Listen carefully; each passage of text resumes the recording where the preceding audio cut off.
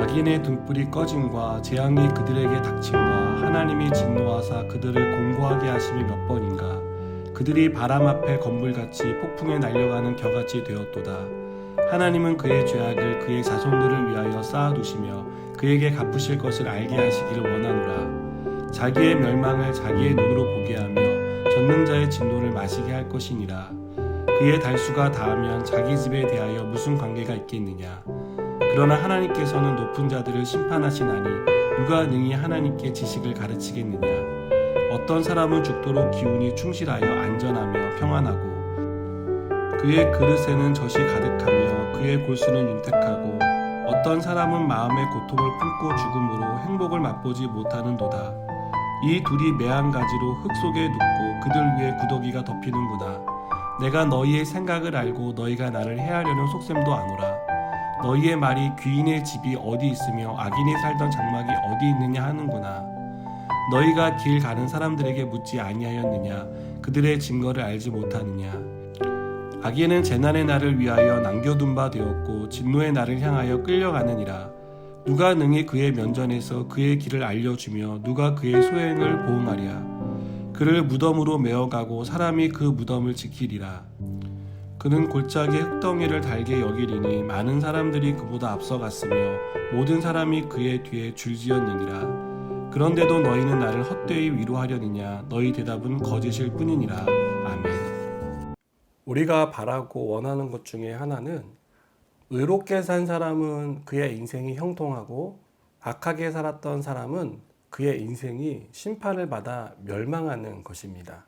그래서 우리는 하나님의 공의에 우리의 감정과 생각을 이입합니다. 공의로운 하나님이 의인에게는 형통을, 악인에게는 심판을 주셔야 한다는 것을 우리는 굳게 믿고 있기 때문입니다. 우리가 믿고 생각하는 대로 되는 것이 하나님의 공의가 실현되는 것이라고 우리는 생각합니다. 이런 생각은 욥의 친구들이 가지고 있는 생각이기도 했습니다. 그들은 인과응보의 교리를 신봉했습니다. 그래서 재앙은 곧 악인에 대한 하나님의 심판이라고 확신했습니다. 그래서 재앙을 당한 욥을 위로하기보다는 그의 잘못을 지적하고 그와 논쟁하는 그런 양상을 우리에게 보여줍니다.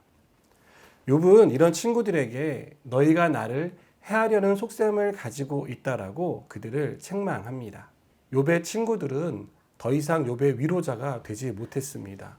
욥을 참소하고 정죄하는 그런 모습을 보여줍니다.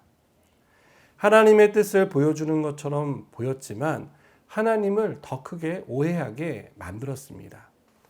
저는 교회 안에서 이런 모습이 있다고 생각합니다. 우리는 우리가 알고 있는 얕은 지식과 적은 경험으로 하나님을 정의합니다. 문제는 이런 것들로 다른 사람을 판단한다는 것입니다. 하나님을 더 깊이 만나도록 인도하기보다는 하나님을 무서워하고 더 멀어지도록 만든다는 것입니다.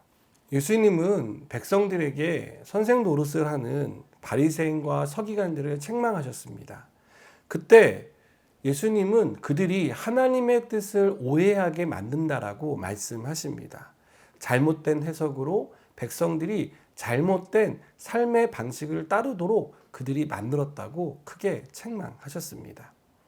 종교 지도자들은 백성들을 바른 길로 인도하고 하나님과 더 친밀한 관계를 맺을 수 있도록 도와주어야 했지만 그들은 백성들이 질 수 없는 짐, 자기들도 지지 않는 그런 무거운 짐들을 올려놓는 그런 나쁜 선생이었습니다. 이것은 사람을 살리는 행위가 아닙니다. 사람을 해치는 행위입니다. 위로하고 조언하는 일이 아니라 낙심하고 절망하게 만드는 일입니다. 욥은 악인 중에도 형통한 사람이 있다는 것을 밝히며 친구들이 주장한 인과응보에 대한 교리를 정면으로 반박합니다. 하나님 앞에 순결하게 살아도 고난이 있을 수 있다는 것을 말하고 있습니다. 여러분, 내가 하나님 앞에 정직하고 바르게 살아왔는데 고난을 당하십니까? 여러분, 그런 일이 일어날 수도 있습니다. 그것이 꼭 내가 죄를 지은 결과이고 죄에 대한 심판이 아니라는 것을 우리는 기억해야 합니다. 우리는 믿음이 좋으면 근심도 없고 고난도 생기지 않고 하는 일도 잘 된다는 그런 말들을 듣습니다. 여러분, 그 말은 진실이 아닙니다. 또 지금 고난과 고통이 끊이지 않는 것은 죄 때문이라고 주장하고 계속 회개하라고 말하는 사람이 있습니까? 여러분, 그 말도 진실이 아닙니다. 우리는 어느 것 하나를 특정지어 하나님의 뜻이라고 말하는 것을 조심해야 합니다. 하나님의 뜻은 우리가 생각하는 것보다 깊습니다.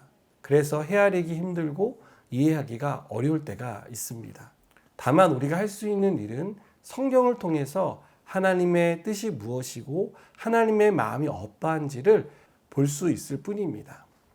특별히 고난 가운데 있는 사람에게 무엇 때문이다라고 말하는 것을 우리는 피해야 합니다.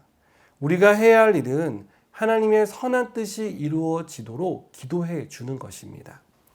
또한 지금은 비록 고난과 고통 속에 있지만 선하신 하나님이 반드시 되돌려 놓으신다는 이 사실을 우리는 기억해야 합니다. 하나님은 모든 것을 합력하여 선을 이루신다는 그 믿음으로 살아야 한다는 것입니다.